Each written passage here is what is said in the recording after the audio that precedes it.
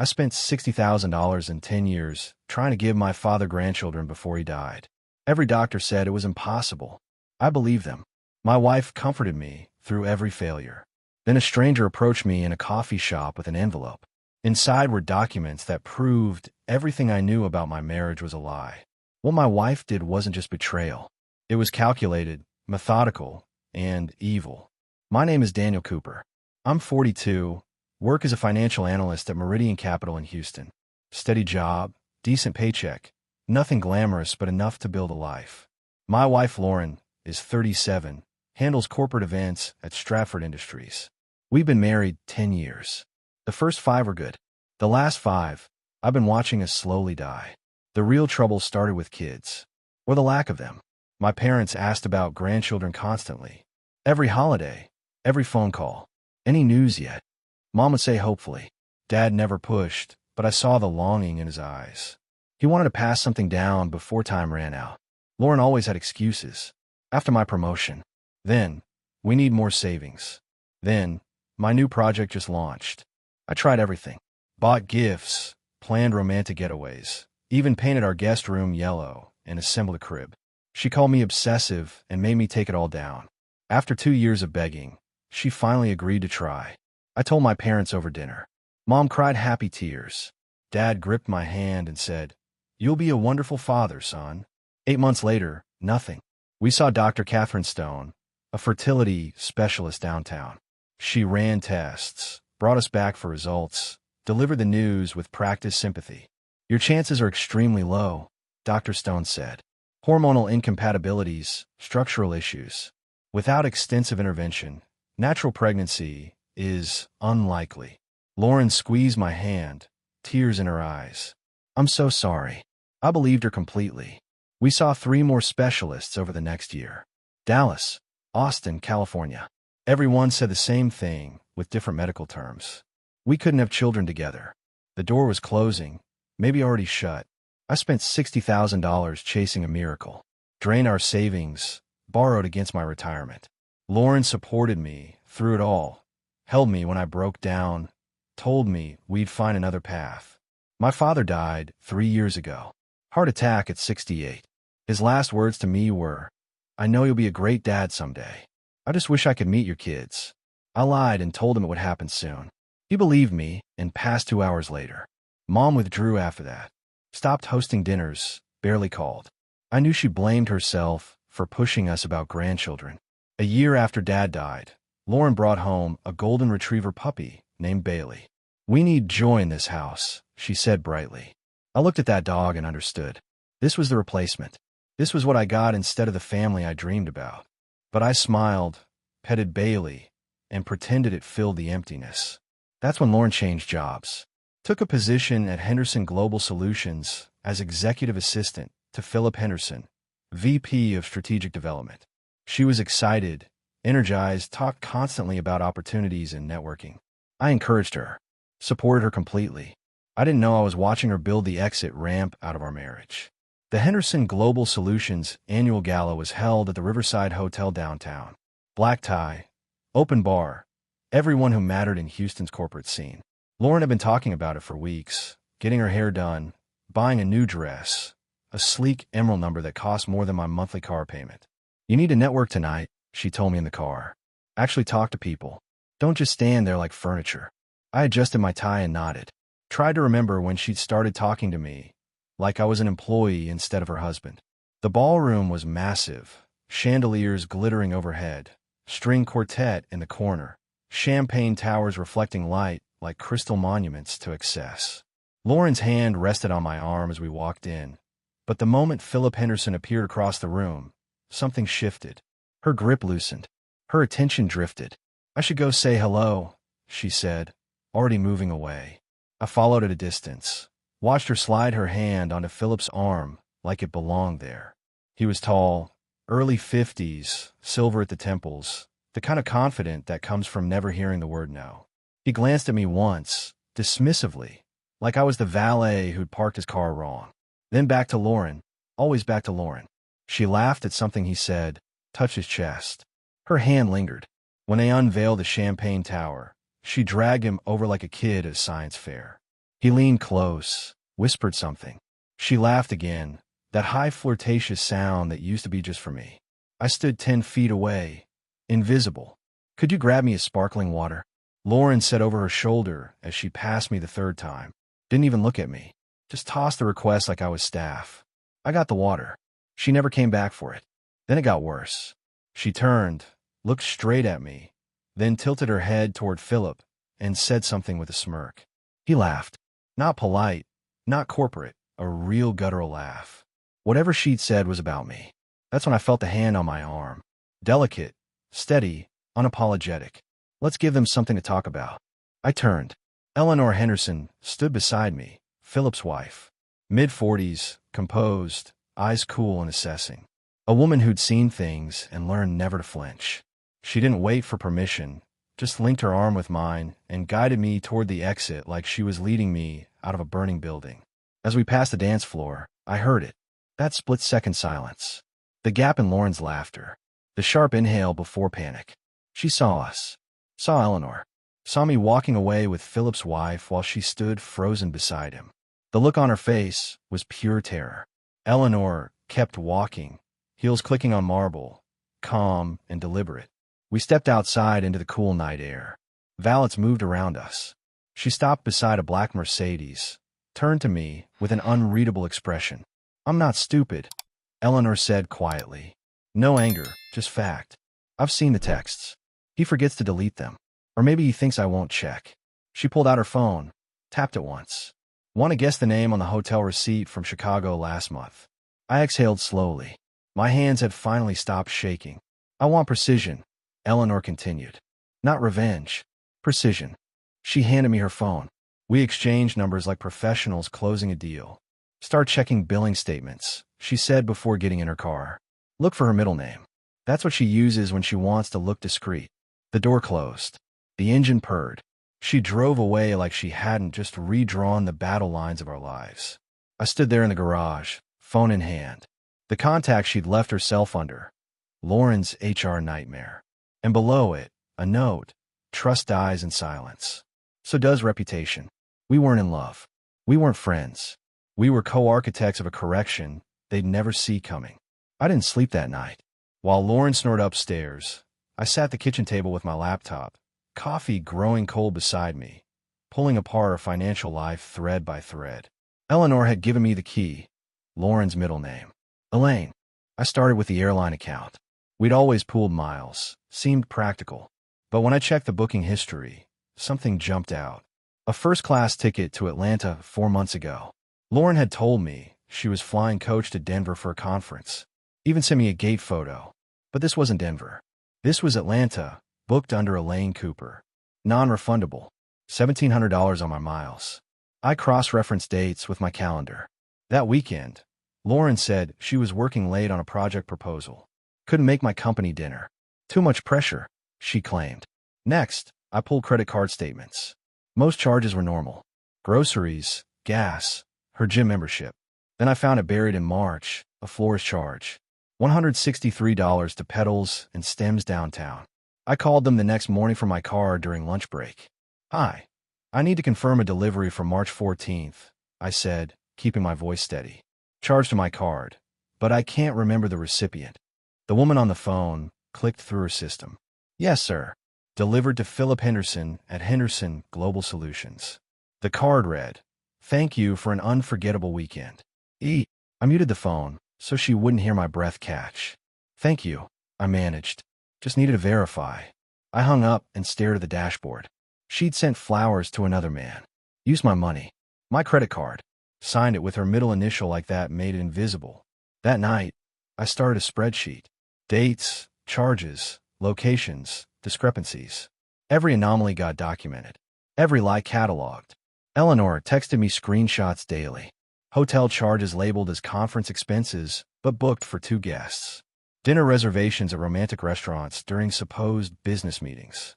Calendar invites with vague titles that didn't match company records. I added everything to the file. We weren't gathering gossip. We were building a case. One evening, I found something particularly damning. A donation receipt from an art gallery. $500 from Mr. and Mrs. Henderson. Except I'd never donated to that gallery. Lauren hated modern art, called it pretentious. I looked up the gallery's donor event from that month. Found photos on their website.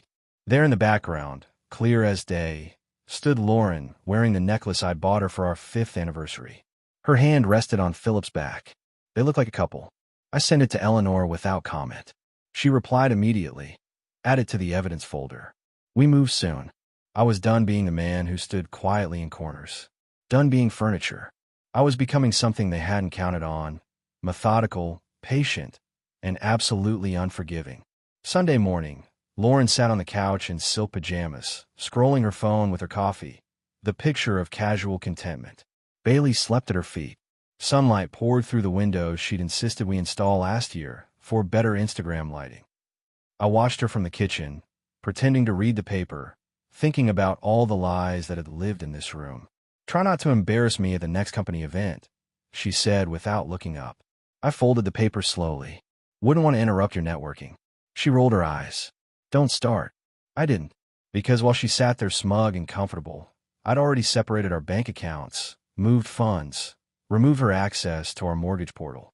The cabin we'd bought in the mountains, the one she claimed was our escape, but never visited without her phone glued to her hand, was now in a trust.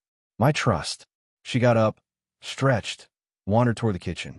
Are you still upset about the gala? Her voice was fake casual. It was just work stuff. You were being weird. People noticed. I'll work on being more present, I said evenly. She looked at me for a moment, maybe sensing something had shifted, then shook it off. Went to the fridge. I might do a live stream tonight, she said. Got tons of DMs after that photo from the gala. Philip looked great in his suit. Philip, not Mr. Chambers. Not my boss. Just Philip, like they were old friends, intimate friends. I'm sure he'll appreciate the exposure, I said flatly. Don't be petty, she dismissed. That afternoon, she tried logging into our joint savings. Frowned at her laptop. Tried again. Hey, what's the login for the savings account? She called out. Try it and see. She looked up sharply. Did you change it? I didn't answer. Just sipped my coffee and watched her process that she no longer had access. Wow. Okay. Paranoid much. She laughed, but it sounded forced. I'm taking the car this week, I said, changing subject. Got meetings out of town. Where? The cabin. She blinked. Our cabin. It's not really ours anymore. She stared, waiting for more. I gave her nothing. Let her sit with that uncertainty. Let her wonder what else had changed while she'd been busy building her new life with Philip. That evening, Eleanor sent me a message. HR complaint filed. Preliminary concerns regarding workplace conduct. It's starting. An hour later, another message arrived. An anonymous compliance tip had been submitted. Relationship between team lead and subordinate, possibly influencing bonus structures and travel expenses. No names. Just enough data to force an investigation. By Monday morning, the system was stirring. Lauren got called into a closed-door meeting. 2 HR reps, 1 from compliance. No warning, no time to prepare. She came home early, slammed the door. Heels hitting hardwood like accusations. They're overreacting, she muttered, dropping her bag. HR is such a joke. Someone reported a pattern. What does that even mean? I'm suddenly under review for conflict of interest. I looked up from my laptop. Interesting. She narrowed her eyes. Why do you sound smug? Do I? Did you say something to them? Her voice rose. To anyone? To whom? I asked calmly. She couldn't answer. Just stared, trying to figure out if I was the threat or if she was paranoid. The truth was simpler than she realized. I didn't need to be the threat. I just removed myself from being her shield. The message came through Facebook on a Wednesday morning. From someone named Emily Richardson. The profile picture showed a young woman in scrubs, maybe late 20s. Mr. Cooper, we met briefly at a coffee shop last year. I worked at Dr. Stone's clinic. I need to talk to you. It's important. Please. I stared at the message, trying to remember. Then it clicked. The nervous woman who'd recognized me, gone pale, practically ran out of the cafe. I thought it was strange, but didn't follow up. I messaged back. When and where? We met that afternoon at a park near the medical center. Emily sat on a bench, hands twisting in her lap. She looked exhausted, like she hadn't slept in days. I can't do this anymore, she said before I even sat down. What she did to you? It's been eating at me for 2 years. What who did? I asked, though something in my gut already knew. Your wife, Emily said, voice breaking. She paid Dr. Stone. Paid her $15,000 to tell you that you couldn't have children. I processed the payment. Saw the whole thing. The world tilted. What are you saying?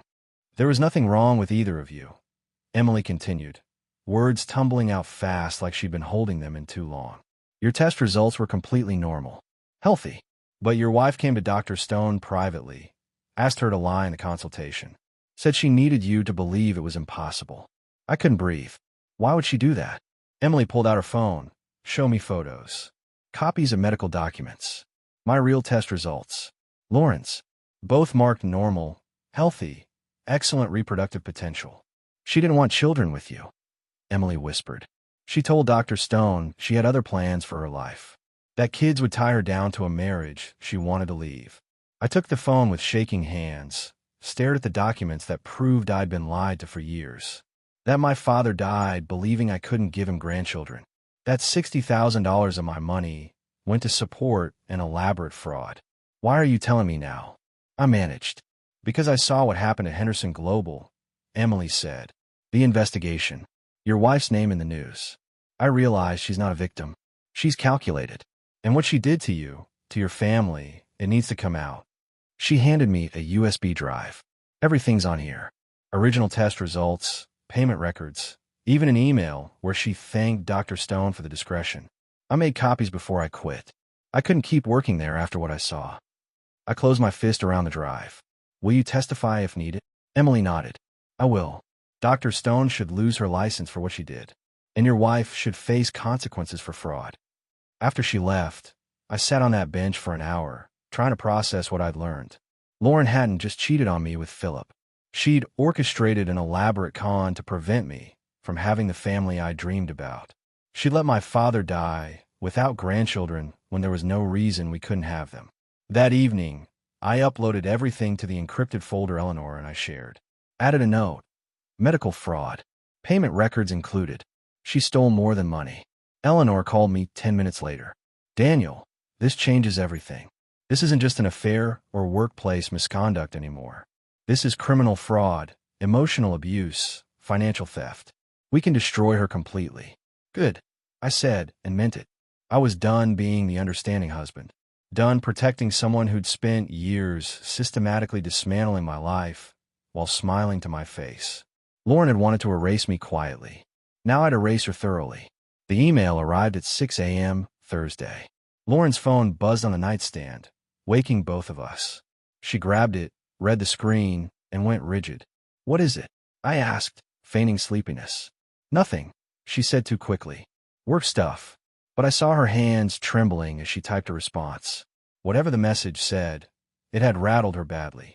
She left for work without breakfast, without her usual routine, practically ran out the door.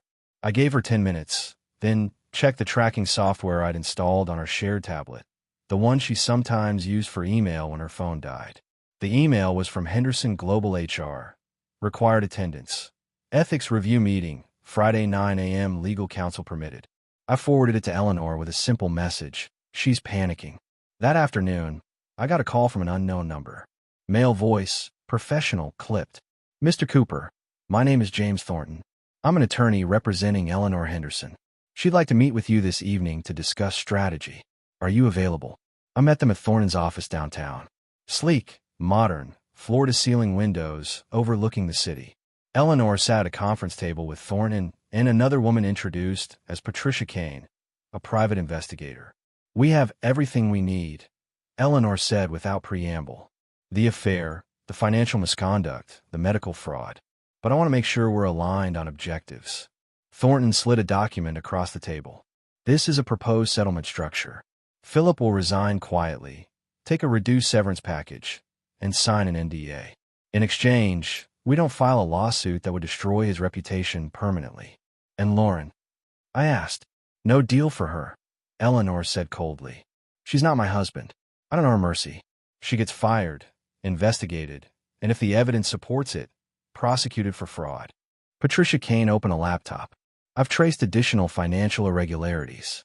Your wife diverted over $30,000 from joint accounts and investments over the past 2 years. Small amounts, carefully spaced. She was building an exit fund. The number hit me like a physical blow. 30,000. Cryptocurrency accounts, offshore transfers through a friend's business, cash withdrawals she claimed were for household expenses.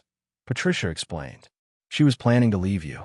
She just wanted to make sure she was financially secure first. I thought about the nursery I'd painted, the crib I'd assembled, the dreams I'd buried, all while she was systematically stealing from me to fund her escape. What do you need from me? I asked Thornton. Testimony, documentation, your consent to pursue full legal action, Thornton replied. This goes beyond hurt feelings. She committed fraud, theft, conspiracy. If you're willing to press charges, we can make sure she faces real consequences. I didn't hesitate. I'm willing. Eleanor smiled. It wasn't warm or kind. It was the smile of someone who'd spent years swallowing humiliation and was finally ready to spit it back out. Then let's finish this, she said. That night, I went home to an empty house. Lauren was still at work, or with Philip, or wherever she went when she pretended she had late meetings. I walked through the rooms we'd shared for 10 years, saw all the places where we'd built a life together.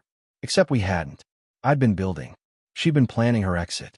I thought about my father's last words, about my mother's fading hope, about the $60,000 spent on fake fertility treatments, about the $30,000 stolen for her escape fund. And I felt something shift in me. Not anger anymore. Something colder, clearer. Purpose. The email arrived Tuesday morning while Lauren was still asleep. I was already up, coffee in hand, when my phone buzzed. The subject line made me smile. You're cordially invited. It was an invitation to the renewal of vows ceremony for Philip and Eleanor Henderson. Elegant design, gold lettering on cream background. The message read, we're thrilled to celebrate the continued partnership, both professional and personal, between Philip and Eleanor Henderson. Your support over the years has meant everything. The guest list included departmental heads, partners, senior staff, everyone who mattered at Henderson Global. Everyone except Lauren. I forwarded it to Eleanor with a simple message. Nicely done. She replied immediately. Watch what happens when she sees it. At 8, Lauren's phone chimed. I heard her gasp from the bedroom, then footsteps rushing down the stairs.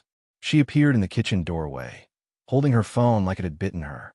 This has to be a mistake, she said, voice tight. An oversight. What is? I asked, pouring another coffee. Philip and Eleanor are renewing their vows. There's a company-wide invitation, but I'm not on the list. I work directly with Philip. This doesn't make sense. Maybe the list didn't update, I suggested mildly. Her phone buzzed again. She looked at the screen and went pale. What now? I asked, though I already knew. My access to the strategic planning folder just got suspended. Her voice rose. And my calendar permissions. Someone's removing me from everything. She tried logging into her work systems. Access denied. Access denied. Access denied. I watched her unravel, phone in one hand, laptop in the other, frantically trying to find a digital foothold that no longer existed. They're pushing me out, she whispered. This is retaliation. For what? I asked innocently. She didn't answer, just stared at her screens, watching her professional world evaporate one notification at a time. Her phone rang. She answered without checking. Hello. I could hear the male voice on the other end. Couldn't make out words, but I saw Lauren's expression shift from panic to devastation. No, I understand, she said quietly. Yes, I'll be there. She hung up, stood motionless for a long moment. What was that? I asked. HR wants to see me. Tomorrow morning, 9 a.m. Her hands trembled. They said to bring documentation of all my project work for the past 18 months. I nodded slowly. Sounds thorough. She looked at me, then really looked like she was trying to see through me to whatever machinery was turning beneath the surface. Did you do something? She asked. Did you talk to someone? I met her eyes steadily. I'm just your husband, Lauren. I don't have that kind of influence. But we both knew that wasn't quite true anymore. That evening, she tried calling Philip. Voicemail. Texted him. No response. Sent an email marked urgent. Nothing. She was being erased, professionally and personally, and she couldn't figure out who was holding the eraser. I went to bed early, left her sitting at the kitchen table with her laptop, desperately trying to document her work, to build a defense for a trial she didn't understand. Before I turned off the light, Eleanor sent one final message. Tomorrow she learns the truth. Are you ready? I typed back. I've been ready for years. Wednesday morning, Lauren dressed in her best navy suit, the one she wore for important presentations. She checked her makeup 3 times, practiced her breathing, tried to armor herself for whatever was coming. Good luck, I told her at the door. She looked at me like she wanted to say something, then just nodded and left. I didn't go to work. Called in sick, stayed home, waited. The call came at 10:15. Eleanor's number. It's done, she said simply. Security walked her out 15 minutes ago. Single envelope. Access revoked. No severance negotiation. And Philip resigned this morning. Took a reduced package. Signed the NDA. He's saving himself at her expense. Eleanor's voice held grim satisfaction. She's got nothing. No job. No references. No protection. An hour later, I was in the garage when I heard her car pull into the driveway. The engine shut off, but the door didn't open for several minutes. When Lauren finally came inside, she looked like someone had physically struck her. She walked past me without a word, went straight to the bedroom. I heard the door close, then silence. At 2 p.m., her father called. I could hear his voice through the ceiling, raised and angry. Lauren's responses were quiet, defensive. The call lasted 10 minutes. When it ended, I heard her crying. I went upstairs, knocked on the door. Lauren, go away. We need to talk about this. There's nothing to talk about. Her voice broke. I lost my job. My career is over. Happy now. I opened the door. She was sitting on the bed, still in her suit, mascara streaked down her face. Why didn't you fight? I asked. Why just walk away? She laughed bitterly. Fight with what? They had documentation, Daniel. Records of every dinner, every trip, every expense that looked questionable. Someone built a case against me like I was a criminal. Were you? I asked quietly. She looked up sharply. What? A criminal? I continued, stepping into the room. Because the evidence suggests fraud. Medical fraud specifically. 10 years worth. Her face drained of color. I don't know what you're talking about. Dr. Stone, I said. The $15,000 you paid her to lie about our fertility results. The nurse who kept copies of everything. The real test results that show we were both completely healthy. Lauren stood abruptly. That's not. You don't understand. I understand perfectly. I cut her off. You destroyed my dream of having children. Let my father die, believing I couldn't give him grandchildren. Stole $60,000 for fake treatments. Also, you could build a life with Philip without complications. Daniel, my father's last words were about wanting to meet my kids. I continued, voice steady despite the rage beneath. You took that from him. From me. From my mother. For what? A man who just abandoned you to save himself. She sank back onto the bed, hands covering her face. Eleanor and I gave you Philip's wife and me, I said. We documented everything. The affair, the financial theft, the medical fraud. You're not just unemployed, Lauren. You're facing criminal charges. Her head snapped up. Criminal charges? Fraud. Conspiracy. Theft. Take your pick. I pulled out my phone, showed her the legal complaint that had been filed that morning. Dr. Stone already lost her license. Now it's your turn. You did this, she whispered. You and Eleanor. We revealed what you did. I corrected. There's a difference. She stood, moved toward me, hands reaching. Daniel, please. We can fix this. We can work through. There's nothing to work through, I said, stepping back. I'm filing for divorce. The papers will be served tomorrow. You'll get nothing. The house isn't a trust you can't touch. The accounts are separated. You stole from me for years. Now you get to face consequences. Where am I supposed to go? Her voice rose hysterically. I have nothing. You should have thought about that before you built your exit strategy on lies and theft. I moved toward the door. I want you out by Friday. After that, deal with your lawyer. Daniel, wait. But I was already walking down the stairs, leaving her alone with the wreckage of the life she tried to steal. Outside, I sat in my car and called my mother. Hi, sweetheart, she answered, voice tired. Mom, I need to tell you something about Lauren and the fertility issues. I explained everything. The lies, the fraud, the stolen money. When I finished, there was long silence. You mean we could have had grandchildren? Mom finally whispered. Yes, I said. We can have. She cried then, and I cried with her, mourning what should have been. But underneath the grief was something else. Relief that the truth was finally out. The divorce was finalized 3 months later. Lauren got nothing. No house, no savings, no alimony. The judge reviewed the evidence of fraud and theft, saw the medical records, the payment receipts, the stolen funds. He called her conduct reprehensible and awarded me everything. Dr. Stone lost her medical license permanently. The medical board investigation revealed she'd falsified reports for at least 6 other couples. Criminal charges were pending. Lauren faced trial for fraud in November. Her lawyer tried negotiating a plea deal. I refused. Eleanor refused. We wanted a jury to hear what she'd done. Philip disappeared from Houston, moved to Arizona, took a job with some startup at half his previous salary. His reputation was destroyed. No major firm would touch him after the scandal. Eleanor and I stayed in touch. Not friends exactly, but allies who'd fought the same battle. She'd send occasional updates about her life, rebuilding without Philip's shadow. My mother started calling more often.